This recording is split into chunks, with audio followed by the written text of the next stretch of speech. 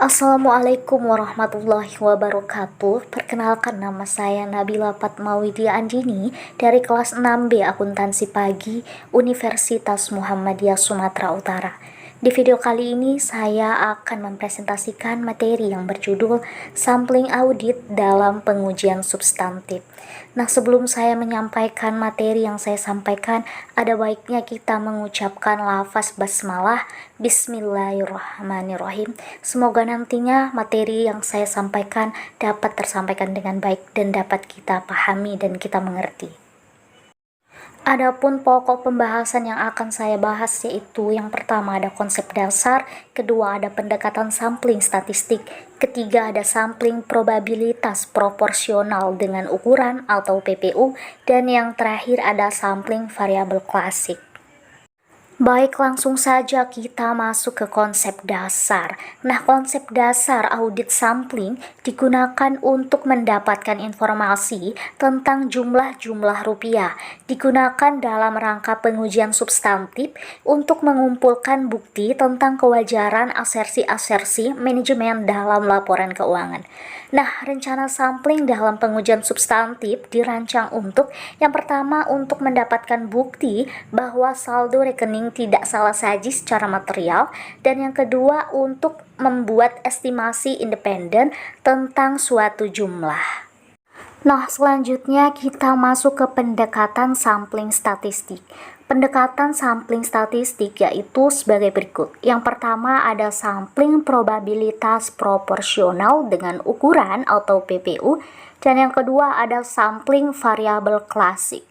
Nah, adapun perbedaan di antara keduanya yaitu yang pertama, sampling probabilitas proporsional dengan ukuran atau PPU berdasarkan teori sampling atribut.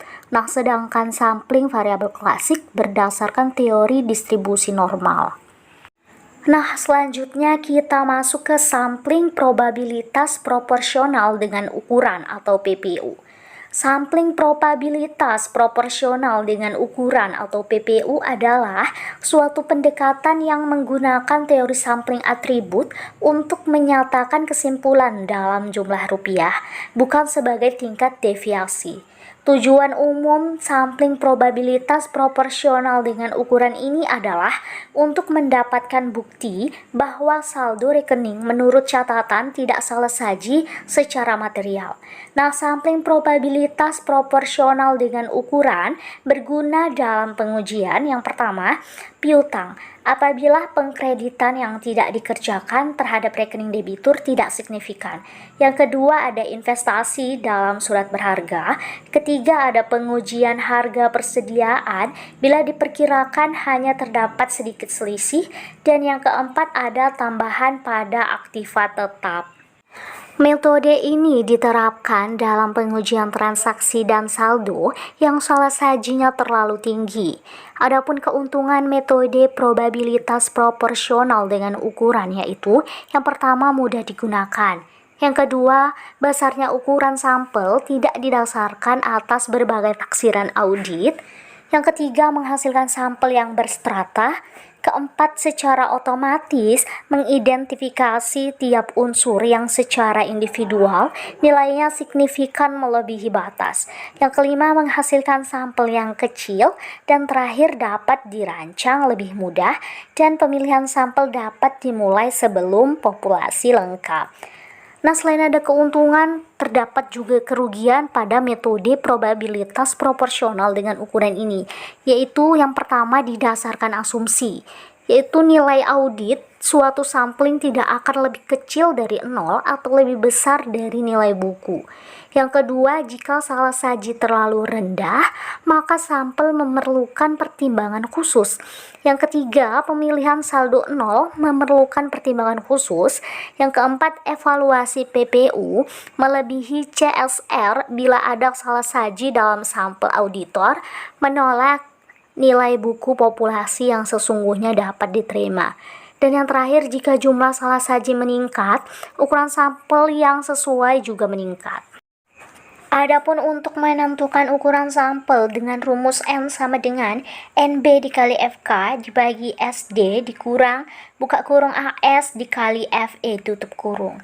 dengan keterangan NB yaitu nilai buku, FK faktor keandalan, SD yaitu salah saji ditoleransi, AS antisipasi salah saji, dan FE faktor ekspansi untuk antisipasi salah saji. Baik, langsung saja kita masuk ke sampling variabel klasik. Nah, terdapat 3 metode dalam sampling variabel klasik, yaitu yang pertama ada min per unit atau MPU, yang kedua ada selisih, dan ketiga ada rasio. Langsung saja kita masuk ke min per unit atau MPU. Sampling estimasi min per unit atau MPU meliputi penentuan nilai audit untuk setiap unsur dalam sampel. Rata-rata dari nilai tersebut dihitung dan dikalikan dengan jumlah unit dalam populasi, diperoleh taksiran total nilai populasi. Adapun faktor-faktor yang mempengaruhi ukuran sampel yaitu sebagai berikut. Yang pertama, ukuran populasi atau jumlah unit. Kedua, ada estimasi standar deviasi populasi.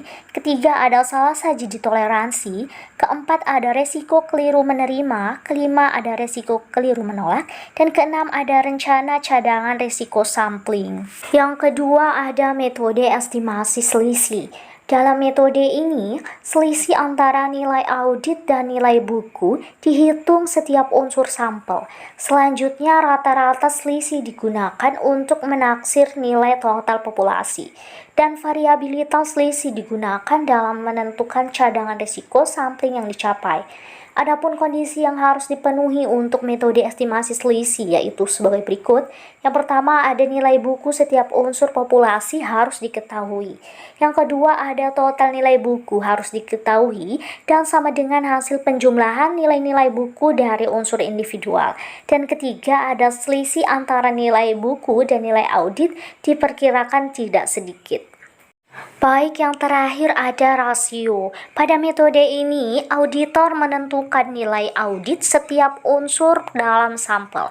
Selanjutnya menghitung rasio dengan cara membagi jumlah nilai-nilai audit dengan jumlah nilai buku unsur-unsur sampel. Rasio tersebut dikalikan dengan total nilai buku dan diperoleh taksiran nilai total populasi.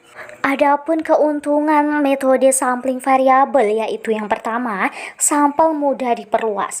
Yang kedua, saldo 0 dan saldo tidak biasa tidak memerlukan rancangan khusus. Dan yang ketiga, jika ada perbedaan besar antara nilai audit dengan nilai buku, tujuan auditor dapat terpenuhi dengan ukuran sampel yang kecil. Adapun kerugian metode sampling variabel yaitu yang pertama lebih kompleks, membutuhkan bantuan komputer untuk merancang sampel yang efisien dan mengevaluasi hasil sampel. Dan yang kedua, untuk menentukan ukuran sampel harus memiliki estimasi atas standar deviasi dari berbagai karakteristik dalam populasi. Baik, itu saja yang dapat saya sampaikan. Kurang lebihnya saya mohon maaf. Kepada Allah saya mohon ampun. Billahi fisabilil haq fastabiqul khairat. Wassalamualaikum warahmatullahi wabarakatuh.